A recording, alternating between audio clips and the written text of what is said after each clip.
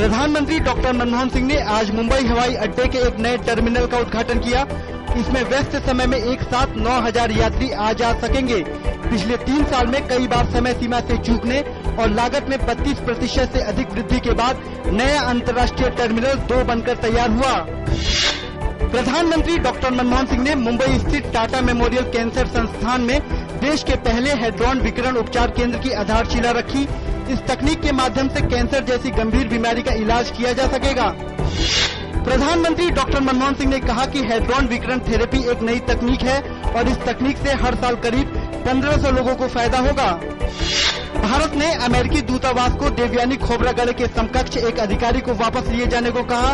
देवयानी खोबरागड़े पर अमेरिकी रुख में सख्ती के बाद उठाया गया कदम। कांग्रेस उपाध्यक्ष राहुल गांधी ने आज कहा कि पार्टी लोकसभा चुनाव के लिए जल्द ही उम्मीदवारों की घोषणा करेगी। उन्होंने कहा कि हम टिकट बंटवारे को लेकर एक नई प्रक्रिया का पालन कर रहे हैं, जिसमें लोगों की आवाज प्रतिबिंबित होगी। कांग्रेस कोर ग्रुप की आज नई दिल्ली में बैठक हुई। बैठक में आगामी लोकसभा चुनाव की रणनीति के साथ संसद के आगामी सत्र में भ्रष्टाचार के खात्मे से जुड़े लंबित विधेयकों को पास कराने पर चर्चा हुई। भारतीय जनता पार्टी के संसदीय बोर्ड की भी आज नई दिल्ली में बैठक हुई। इसमें पार्टी के सभी वरिष्ठ नेता मौजूद थे। बैठक में आगामी लोकसभा चुनाव की रणनीति पर चर्चा की गई। गृह मंत्री सुशील कुमार शिंदे ने कहा कि हमारे पास सूचना है कि दाऊद इब्राहिम पाकिस्तान में है।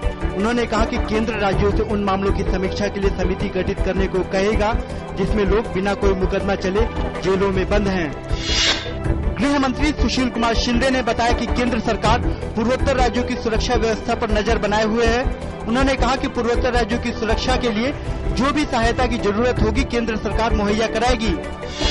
अरविंद केजरीवाल ने आम आदमी पार्टी का राष्ट्रीय सदस्यता अभियान शुरू किया। उन्होंने कहा कि हमारा लक्ष्य 26 जनवरी तक देश भर में आपके 1 करोड़ सदस्य बनाने का है। केजरीवाल ने सुरक्षा लेने से फिर किया इनकार। उन्होंने कहा कि उनके जीवन को कोई खतरा नहीं। मुजफ्फरनगर दंगा पीड़ितों की बेरुखी का आरोप झेल रहे उत्तर प्रदेश के मुख्यमंत्री अखिलेश यादव ने अपनी सरकार के फैसलों को सही ठहराया। अखिलेश ने कहा कि दंगा पीड़ितों की जिंदगी को फिर से पटरी पर लाने के लिए जो कुछ हो सकता था राज्य सरकार ने किया। भारत का व्यापार घाटा 1 वर्ष पूर्व के 17.59 बिलियन अमेरिकी डॉलर की तुलना में दिसंबर में घटकर 10.14 बिलियन अमेरिकी डॉलर पर पहुंचा। भारत के निर्यात व्यापार में वृद्धि दर्ज की गई और यह 3.49% की बढ़त के साथ 26.35 बिलियन अमेरिकी डॉलर पर पहुंच गया। दिल्ली उच्च न्यायालय ने नर्सरी दाखिले पर निजी स्कूलों द्वारा दायर की गई याचिका खारिज की। अदालत ने कहा कि उपराज्यपाल के आदेश के बाद जो दिशा निर्देश जारी किए गए हैं उसी के आधार पर निजी स्कूलों को नर्सरी में दाखिले करने होंगे।